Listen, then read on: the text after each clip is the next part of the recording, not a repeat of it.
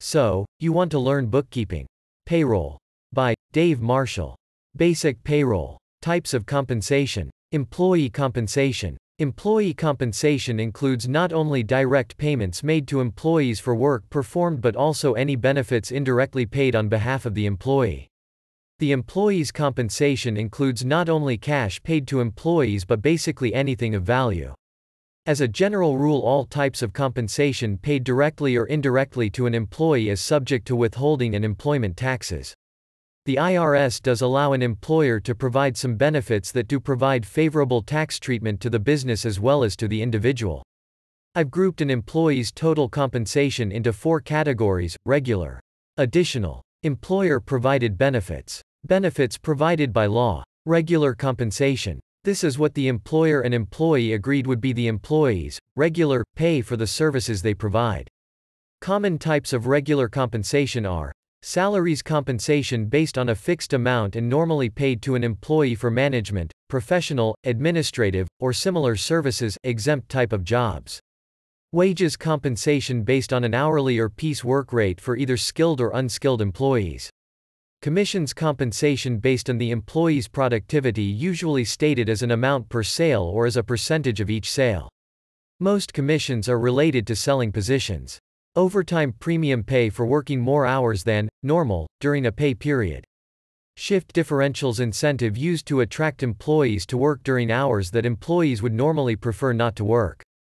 Paid breaks employer pays the employee for the time spent on breaks or rest periods. Additional compensation. Compensation that may or may not be paid to employees based on goals, rules, and regulations determined by the employer or as a customary practice of the industry. Tips extra earnings voluntarily contributed by customers. Bonuses and profit sharing extra compensation usually based on meeting or surpassing some company set goals. Employer provided benefits. Fringe benefits or perks. These type of benefits are normally not paid in cash or included in the employee's paycheck. However, they are a major cost for most employers' businesses. Why pay them? Good employees are one of a business's key assets. Hiring and retaining good employees is a constant challenge. What are some of these other benefits? Some common provided benefits. Vacation is days off provided to employees to relax and get away from work. Holidays are days off for special occasions that the employer provides to employees. The days off can be with or without pay. Sick and personal time is time allowed due to sickness or illness, funerals, jury duty, doctor or dentist appointment, military obligations, etc. This benefit can be with or without pay. Health insurance provides coverage payments for the employee and or his or her family for medical expenses when a person is sick or injured. The employer can cover the full cost or require the employee to also contribute to the cost of providing this benefit. Group term life insurance and or disability insurance provides payments to the employee or surviving family if the employee dies or becomes disabled. The IRS has some special rules related to this type of benefit. Retirement provides a plan to help employees accumulate savings for retirement. Plans may or may not require the business employer to contribute to the plan. Most retirement plans are required to follow strict rules and regulations pertaining to eligibility, discrimination, and limits on benefits and amounts contributed.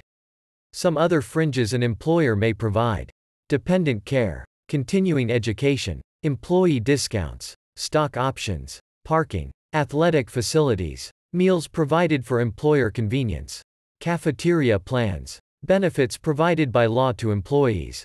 These benefits are provided by the employer or a combination of employee and employer contributions. Workers' compensation insurance, a benefit that provides payments to employees for injuries suffered on the job. Only the employer is required to contribute premiums for this coverage. State and federal regulations require most businesses to provide this benefit. Unemployment compensation, a benefit that provides payments to laid off or ex-employees during times when they are not employed. The employer is normally required by law to make payments not only to their state but also to the federal government. Social Security (Fica) and Medicare, a certain percentage is deducted from an employee's pay for Fica, Federal Insurance Contribution Act, and Medicare taxes. The employer is required to pay the same amount as the amount deducted from the employee's wages for these two taxes. In other words, the employer pays half and the employee pays half of these employment taxes. Many employees, or for that matter employers, don't understand exactly what those FICA and Medicare deductions are and what they do and don't provide to covered employees.